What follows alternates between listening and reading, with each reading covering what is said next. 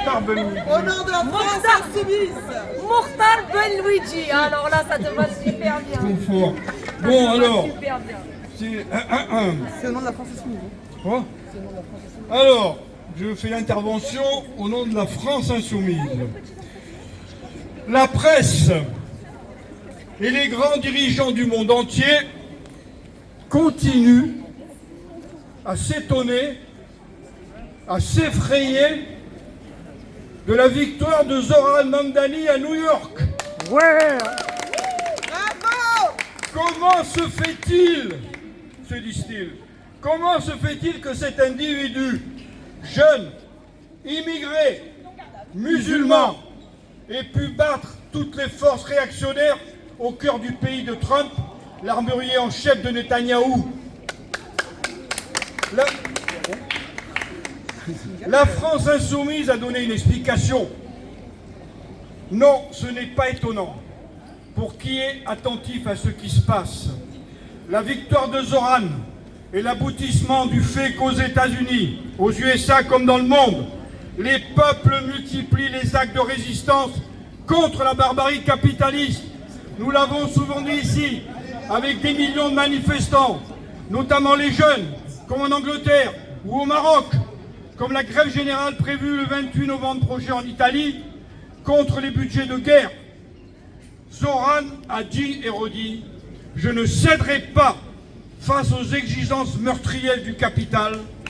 Je décide de porter les exigences populaires pour vivre mieux, pour refuser la misère. » C'est pour ça qu'il a été élu.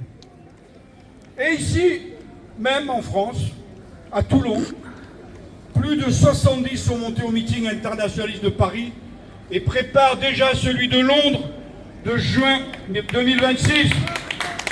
Ici même, comme dans le monde entier, une délégation varoise sera présente à Paris le samedi 29 prochain pour la journée mondiale contre le génocide en Palestine. Ici même à Toulon, notre persévérance dans nos manifestations hebdomadaires contre le génocide en Palestine relève de la même détermination que celle de Zoran. Donc, comme lui, nous allons gagner. Nous allons gagner face aux multiples tentatives misérables de nous diviser, de maintenir le poison du racisme, comme nous l'avons vu ces derniers temps au Parlement. Je cite deux exemples. Le 30 octobre, racisme et déshonneur à l'Assemblée nationale qui a voté la dénonciation des accords franco-algériens sur un texte présenté par le Rassemblement national. Or, si vous ne le savez pas, je tiens à citer ici les droits des travailleurs émigrés en France. C'est l'ordonnance de la sécurité sociale de 1945. Je cite, « Les travailleurs étrangers sont assurés dans les mêmes conditions que les travailleurs français.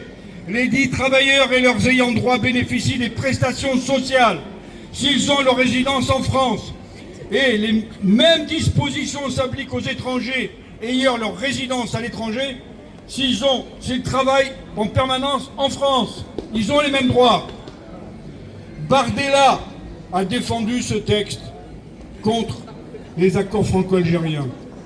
Bardella, pour la petite histoire, son grand-père s'appelait Guerrino Bardella. Et sa grand-mère s'appelait Rejane Mohan Seguir Bada. Et ouais, elle était née en Kabylie et ouvrier dans le bâtiment à Villeurbanne. Comme quoi, l'histoire a des drôles de parcours. Ensuite, mercredi 5 novembre, la présidente de l'Assemblée nationale affirme que des jeunes femmes musulmanes ne seraient pas les bienvenues pour assister au débat au public au Parlement. Vous savez, à la tribune là-haut. Le député insoumis, Éric Coquerel, a demandé à la présidente « Quel règlement de l'Assemblée vous faites référence pour interdire des signes religieux au public qui visent l'Assemblée ?» Je connais la loi de 2004 sur les écoles, mais pas celle que vous évoquez, ni même les lignes de règlement du Parlement. Et le député insoumis, Paul Vannier, a ajouté « Madame Brunet méconnaît le principe de laïcité et l'instrumentalise comme l'extrême droite. contre nos patriotes, contre nos compatriotes musulmans. Qu'elle vise des jeunes enfants venus visiter notre assemblée ajoute à l'ignominie et la salissure que constitue cette déclaration islamophobe.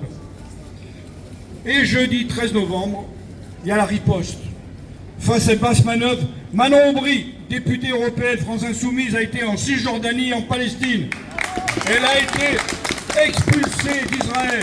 Bravo à elle pour avoir été l'ambassadrice en terre palestinienne de notre pays. Et je termine, comme je l'ai commencé, en citant Zoran Mandani. Il a fait un communiqué le soir de sa victoire. Je cite: « Notre rôle ici est de mettre fin à la complicité des États-Unis dans le génocide et l'apartheid d'Israël à tous les niveaux. DSA défend la pleine liberté et l'autodétermination du peuple palestinien, y compris la fin de la colonisation, de l'occupation israélienne de toutes les terres arabes, l'égalité de droit, le droit au retour de tous les réfugiés palestiniens dans leur foyer et sur leur terre. Notre rôle ici à Toulon, c'est donc de porter ces mêmes revendications, le même combat. Continuons, comme l'a magnifiquement écrit notre camarade Bouchra, je crois qu'elle n'est pas là aujourd'hui, dans son témoignage que la France Insoumise a publié dans le cadre de sa campagne contre toutes les formes de racisme. Bravo à elle, vive la Palestine libre! Bravo!